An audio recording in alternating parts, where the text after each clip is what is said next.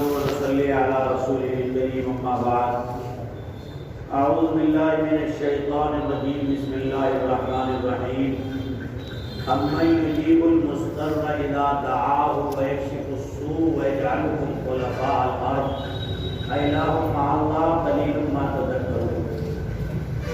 اللہ عظیم سہارے کی طرف نشاندہی اور رہبری کر رہی ہے. خدا کے قرآن کی اس آیت کا ترجمہ یہ ہے کہ مضطر اور پریشان حال کی دعا کو صرف وہی ذات سنتی ہے جس کو اللہ ہے. وَيَكْشِفُ السُّوءَ اور وہی حالات اور مسائل کے بادل کو چھانٹنے کا کام کرتی ہے اور انسان کو ظلم عدوان کی دلدل سے نکال کر سکون و عافیت محفوظ کرتی ہے. کون ہے مضطر؟ کسے کہتے ہیں مضطر؟ قرآن پاک نے جس کی دعا کی قبولیت کا وعدہ فرمایا.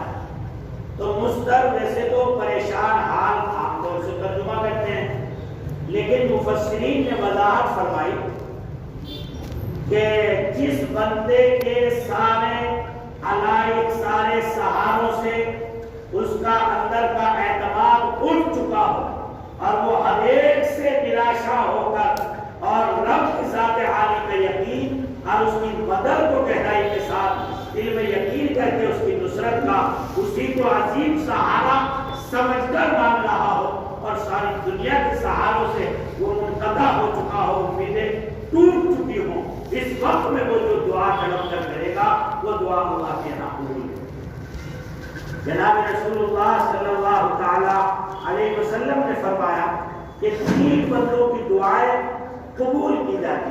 نمبر 1 وہ بندہ جو مسافرت کی سفر کے حال میں ہو اور وہ کسی شے کو اللہ کی ذات عالی سے مانگے تو یہ سفر چونکہ یگانگت کا حال ہوتا ہے، آدمی اپنوں سے، بستی سے، محلے سے، رشتہ داروں سے دور ہوتا ہے اور وہ اجنبیت کے ماحول میں ہوتا ہے، تو اس وقت میں بھی یقیناً اس کے دل کا حال رب کی ذات سے جڑا ہوا ہوتا ہے تو اللہ اس کی دعا کو قبول فرماتے ہیں. اور نمبر 2 فرمایا کہ جو والد یا والدہ اپنے بچوں کے لیے الہام زاری کے ساتھ تڑپ کر اللہ کے سامنے دعا کرتے ہیں، اللہ اس والد یا والدہ کی دعا کو بھی اپنے بچوں کے لیے قبول فرماتے ہیں. اور تیسرا جناب رسول اللہ صلی اللہ علیہ وسلم نے ارشاد فرمایا کہ اللہ مضطر کی دعا کو بھی ضرور سنتے ہیں.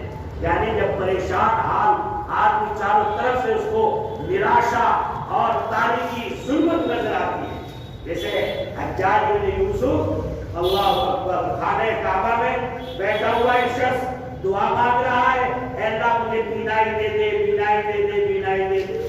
لیکن حجاج بن یوسف نے اس کے لات ماری، بڑا ظالم بادشاہ تھا، اور کہا کیا مانگ رہا ہے تیری؟ تجھے بینائی ابھی نہیں ملی؟ کہا برسوں سے مانگ رہا ہوں ابھی نہیں ملی. بمباری دانت دبا کے اور تلوار نکال کے کہا 1 راؤنڈ لے کر کے آ رہا ہوں، اگر تیری دعا کی وجہ سے تیری بینائی نہ لوٹی تو اس تلوار سے تیری گردن مار دوں.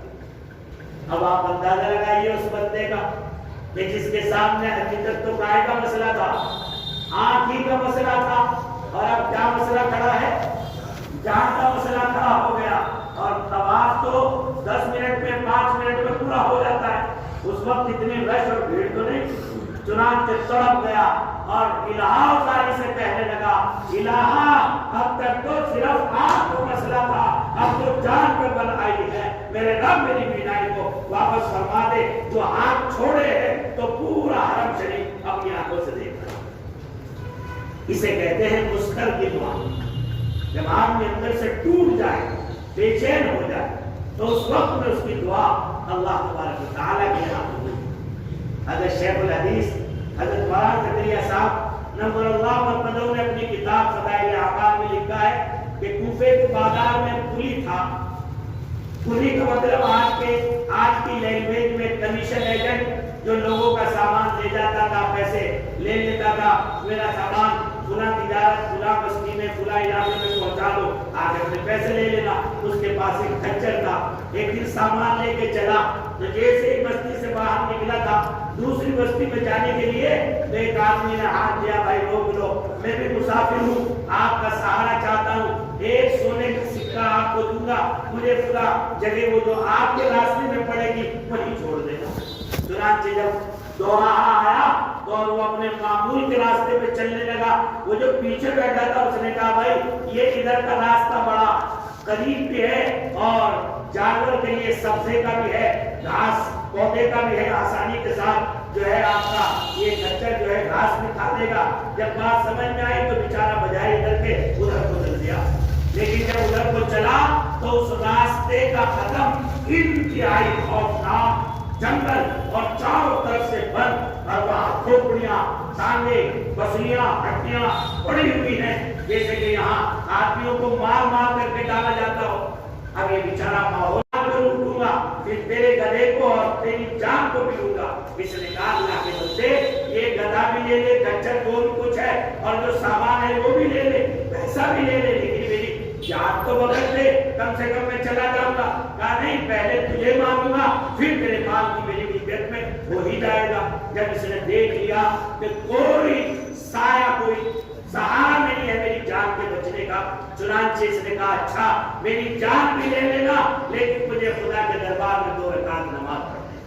چنانچہ نماز کی نیت باندھی, ہاتھ ذرا دل پہ ہاتھ رکھ کے دیکھو کہ اس وقت میں جب آدمی چاروں طرف سے گھر جائے اور نوف پہ ہو کہ صرف اب منٹ 2 منٹ بعد اس کی جان جائے گی تو یہ اپنے رب سے کیسی الہی سے مانگے گا, اس کا ہم آسانی والے لوگ اندازہ نہیں لگا سکتے. چنانچہ مانا ہے جیسے ہی سلام پھر رہا تھا تو ایک گھوڑے پر ایک آدمی بڑا چبرو, بڑی طاقت و قوت کا چمکتی تلوار اس کے ہاتھ, اور جیسے ہی وہ ظاہر ہوا اس کو آشا لگی یا تیسرا آدمی آ گیا ہے میری جان بچ جائے گی. لیکن اس نے سب سے پہلے اسی ظالم کی گردن ماری اور گردن مار کر وہ تڑپ کے گر گیا اور یہ چلنے لگا تو اس نے بھاگ کر اس کے قدم پکڑ لیے. اے اللہ کے بندے یہ تو بتا کہ تو کون ہے جو اس مصیبت کے وقت میں میرے لیے سہارا بن کر آج اللہ کی نعمت بن کر کھڑی ہو گئی ہے. کہا میں دنیا کا انسان نہیں, میں ایمن یجیب المستغنا کا غلام ہوں, یعنی اللہ کی ذات عالی نے مجھے اوپر سے بھیجا ہے, میں اللہ کا فرشتہ ہوں اور تیری جان بچانے کے لیے یہاں آیا. حضرت شیخ نے یہ واقعہ لکھ کر فرمایا کہ انسان کو دعا سے کبھی بھی مایوس نہیں ہونا چاہیے. اگر فی الفور بھی اس کی دعا قبول نہیں ہوئی تو یقیناً وہ دعا تو قبول ضرور ہوگی, اس کے نتیجے میں اس سے کوئی آفت ٹال دی جائے گی, اس کے نتیجے میں اس سے ہونے والا کوئی سڑک حادثہ ٹال دیا جائے گا, کوئی گھر میں ہونے والا نقصان ٹال دیا جائے گا, یا اس کے بدلے میں اس کو کوئی نعمت دے دی جائے گی, یا اس کے بدلے میں اسے اور کوئی خوشی میسر ہو جائے گی. اور اگر یہ سب کچھ نہ بھی ملا تو آخرت میں اس کو ذخیرہ بنا کر اس کے درجات کی بلندی کے لیے رکھ لیا جائے گا. اس لیے بھائی اہتمام سے الہام زانی سے تمام سہاروں کو ایک طرف رکھ کے تنہائیوں میں رویا کرو, مانگا کرو, قبولیت کے یقین سے مانگا کرو, اور سارے سہاروں کو بے سہارا اور اللہ کی ذات کو سب سے عظیم سہارا سمجھ کر مانگا کرو. انشاءاللہ زندگیوں میں روشنیاں آئیں گی. یہ ظلمت کے, جہالتوں کے, مصیبتوں کے جو بادل ہیں یہ چھٹیں گے اور عافیت اور سلامتی مقدر ہوگی.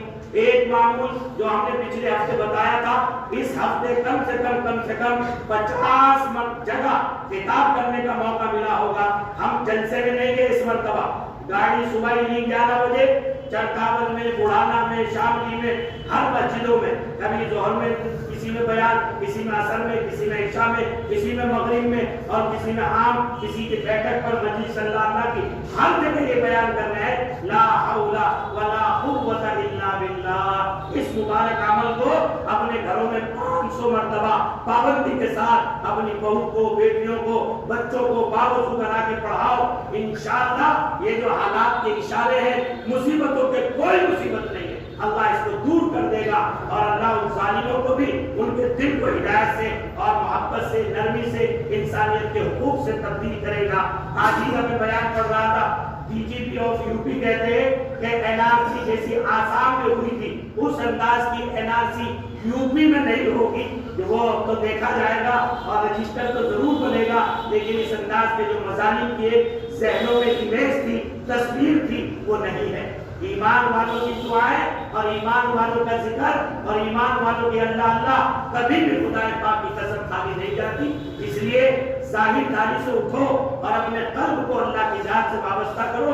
ہر جگہ میں نے یہی کہا ہے کہ جتنے مسائل ہیں سب رب سے ٹوٹنے کی وجہ سے ہیں۔ جب یہ بندے اللہ سے جڑیں گے، اللہ تبارک و تعالیٰ کی نصرتیں ایمان والوں کا استقبال کرے گی۔ اس لیے اپنے گھروں کا معمول بناؤ، 5 منٹ عشاء کی نماز کے بعد جب سب آ جائیں، ایک تسبیح استغفار کی، ایک تسبیح درود شریف کی 500 مرتبہ لا حول ولا قوت الا باللہ العلی العظیم۔ جب ہمارا بچہ بھی کہہ رہا ہوگا، جوان بھی کہہ رہا ہوگا لا حول ولا قوت، یا اللہ آپ کی طاقت و قوت سے بڑھ کر کس کی طاقت ہو سکتی ہے، تو پھر اس کے دل میں ایمان جمے گا، اس میں دل میں صبح اور صبر جمے گا، اور اس کے اندر جمنے اور ڈٹنے کی صلاحیت پیدا ہوگی۔ اور جب اللہ کا نام ہی نہیں لیں گے تو کہاں سے اللہ کے یقین کا، اور کہاں سے دعاؤں کی قبولیت کا، اور کہاں سے ان دعاؤں پر اللہ کی مددوں کے آنے کا کیسے یقین پیدا ہو؟